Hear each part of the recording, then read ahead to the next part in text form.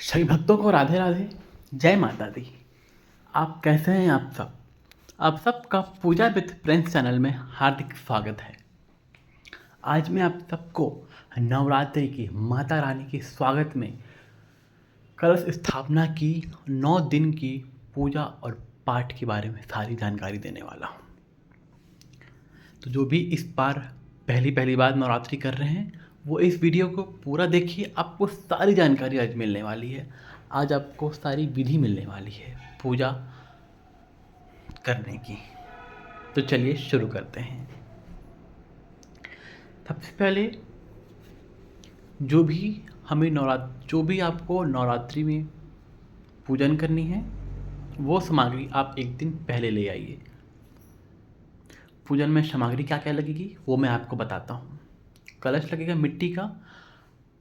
हमें मिट्टी का कलश में ही स्थापना करना है, क्योंकि नवरात्रि का जो प्रथम दिन होता है उसका नाम ही होता है घट स्थापना। घट यानी घड़ा, मिट्टी का घड़ा।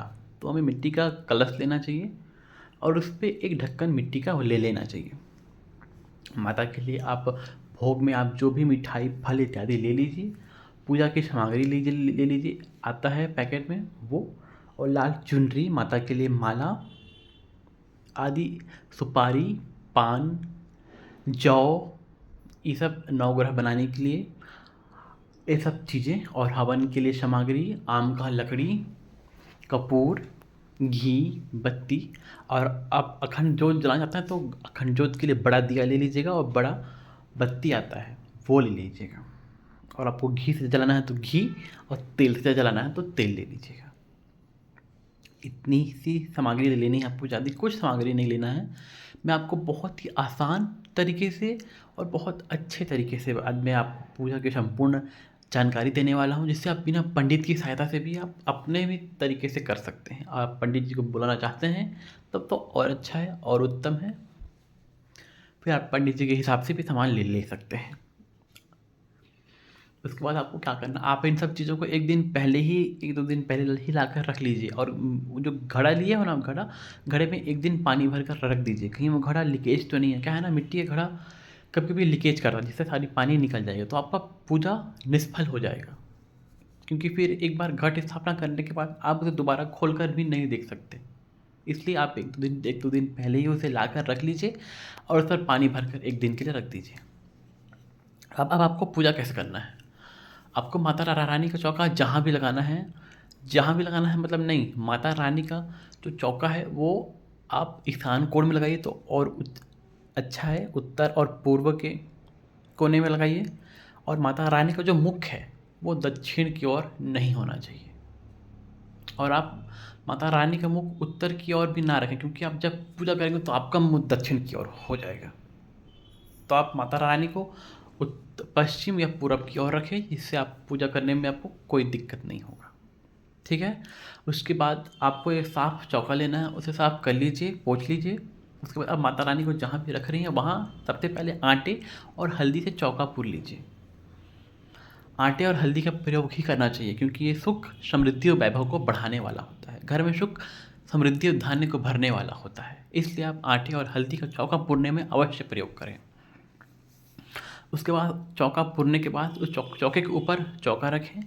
चौका पर लाल कपड़ा बिछाएं, स्वच्छ होना चाहिए, बाज़ार से ले आइएगा। उसके बाद उसके ऊपर माता रानी की आपके पास जो भी है, मूर्ति है या फोटो है, जो भी है आप उसे रख दीजिए माता रानी का। और अगर आप उत्तर की ओर आप पूर्व की ओर मुँह करके बैठे हैं तो आप अपने लेफ्ट हैंड के साइड नवग्रह बनाइएगा। नवग्रह आप बाज़ार से भी मिलता है झंडा, वो भी ला सकते हैं, या आप चावल से पिला करके उसे 9 जगह ऐसे रख कर उस तरह से भी नवग्रह बना सकते हैं। ये हो गया, चौका सज गया। अब आप चौका के ठीक सामने जौ बुनिएगा। जौ बालू से बुनिएगा। बालू को अच्छे से धो लीजिएगा। पहले एक परत बालू को कीजिएगा, फिर उस पर जौ डालिएगा, फिर दूसरा परत, फिर जौ, फिर तीसरा परत, फिर जौ। इस तरह से आपको 7 परत बुनना है। हल्का हल्का सा ही डालिए, बस 7 परत नाम का हो जाना चाहिए। उसके बाद आप जौ को अच्छे से बना दीजिए, अच्छे से आप उसको गोल तरीके से या आपको जिस भी तरीके से बुनना है उससे बुन लीजिए। उसके पास उसके ऊपर घट रखिए, जो आप कलश लेके आए हैं उस कलश को रखिए, उस कलश पर पानी डालिए, गंगा जल डालिए, ठीक है। और फिर उस पर आम के पत्ते 7, 11, 21 जितना आपके मन वो पल्लव लगा दीजिए, पर पल्लव सब जुटा हुआ होना चाहिए, अलग अलग पत्ता नहीं होना चाहिए, ठीक है। और कलश में एक मौली धागा बांध दीजिए।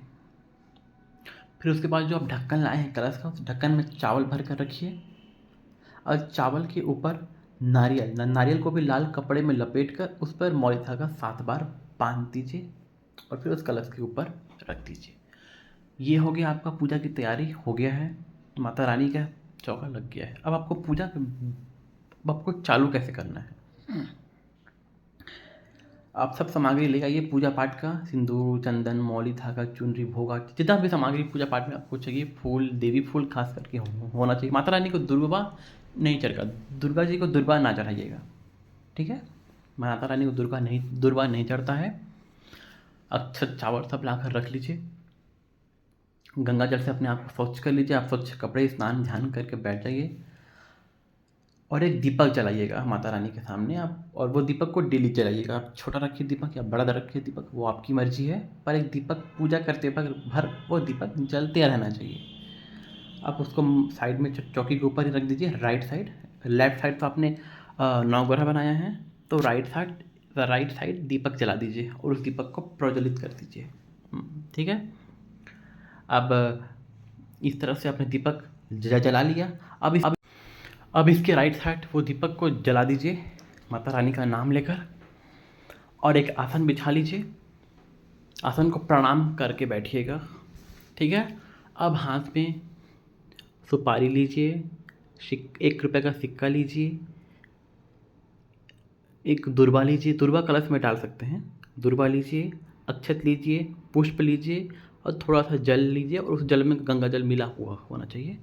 हाथ में लेकर संकल्प लीजिए माता रानी का कि हे माँ, हे भवानी माँ, आज से मैं आपका कलश स्थापना कर रहा हूँ या कर रही हूँ, मेरे घर आइए, विराजमान होइए, मेरे पूजा को, मेरे पाठ को सफल बनाइए, मेरे परिवार को, मेरे घर परिवार को आगे बढ़ाइए, सुख समृद्धि दीजिए माता।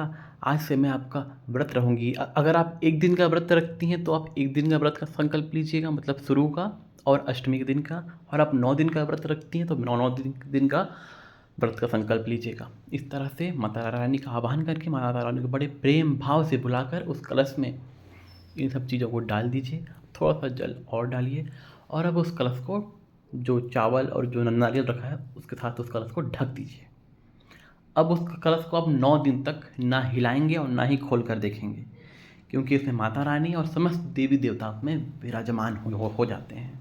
और अगर आप उसे बीच में खोल देते हैं या हिला देते हैं तो फिर ऐसा माना जाता है कि आपका पूजा निष्फल हो गया, आप वो हिल चुका, मतलब विसर्जन हो गया ऐसा। इसलिए आप 9 दिन तक उस कलश को नहीं हिलाएंगे। उसके बाद आप कलश पर स्वास्तिक बनाइए, चंदन से बनाइए या लाल सिंदूर से बनाइए, स्वास्तिक बनाइए, ठीक है। और सामने गौरी और गणेश भी गोबर से बना लीजिएगा, पहले ही बना लीजिएगा, कलश में ये सब डालने से पहले ही गोबर गणेश भी बना लीजिएगा।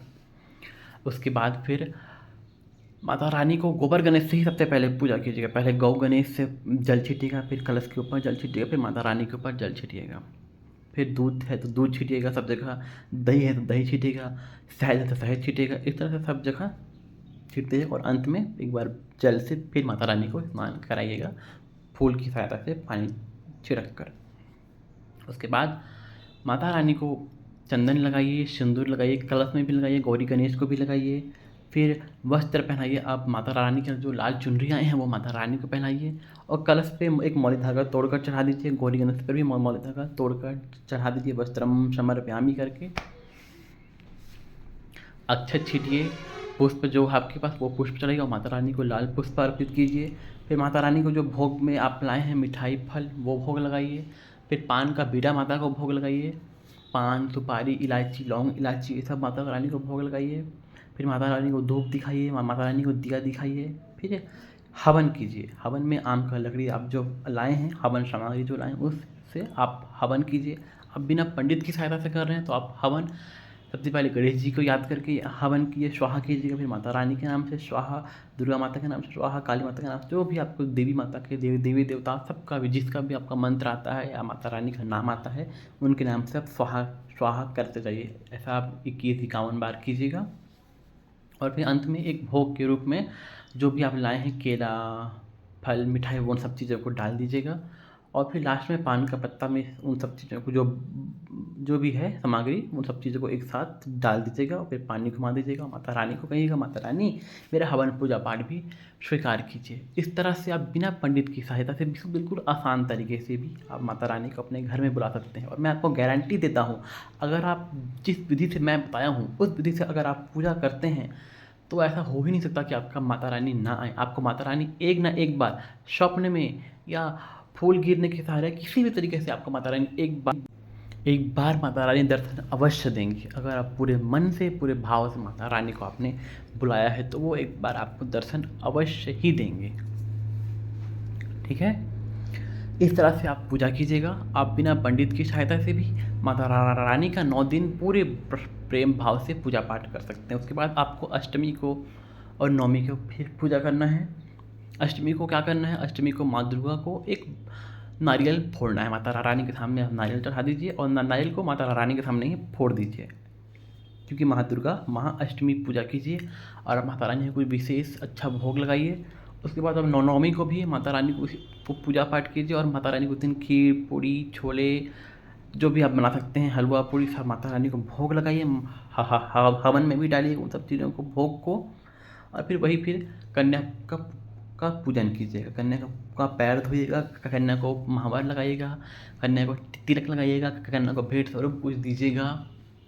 और फिर कन्या का पैर छूकर माता रानी को स्पर्श कीजिएगा। उन 9 कन्याओं में ही माता रानी के 9 रूपों का आप दर्शन कीजिएगा। बड़े प्रेम बड़े भाव से उनका पूजा, उनको स्वागत कीजिएगा। माता रानी को सब भोग खिलाइएगा और फिर माता रानी के से विनती कीजिएगा, हे माँ, मैं आप इस तरह मैं आपका हर साल पूरे नवरात्रि आपका इसी तरह पूजा पाठ करती रहूँ माँ, ऐसा मुझे आशीर्वाद प्रदान कीजिए। और ये नवरात्रि स्त्री पुरुष कोई भी कर सकता है, ज़रूरी नहीं कि सिर्फ स्त्रियाँ ही करें। अगर आपका भाव है, आपका मन है तो पुरुष भी माता रानी के इस पूजा इस पाठ को कर सकते हैं। उसके बाद आप उसी तरह पूजा किए, आपका मन है तो आप उसी प्रसाद को उसी वक्त पा सकते हैं कन्या को खिलाने के बाद, और नहीं तो आप शाम को पूजा करने के बाद पा सकते हैं। और किसी किसी का मन नहीं होता तो पूरा 9वीं उपवास रहते हैं और 10वीं को फिर उपवास तोड़ते हैं। तो आपका मन है तो आप उस दिन भी तोड़ सकती हैं, इसमें कोई बुराई नहीं है। दुर्गा सप्तशती के दुर्गा पाठ में स्पष्ट रूप से लिखा है कि आप 9वीं की पूजा करने के बाद आप अपने कार्य को विविध प्रकार से कर सकते हैं। इसमें कोई दोष कोई बुराई नहीं है। माता रानी आपकी माता रानी आपके दोष क्षमा करती हैं और माता रानी आपका व्रत को पूर्ण मानती हैं, उसे पूरा करती हैं। इस तरह से हमें करना चाहिए।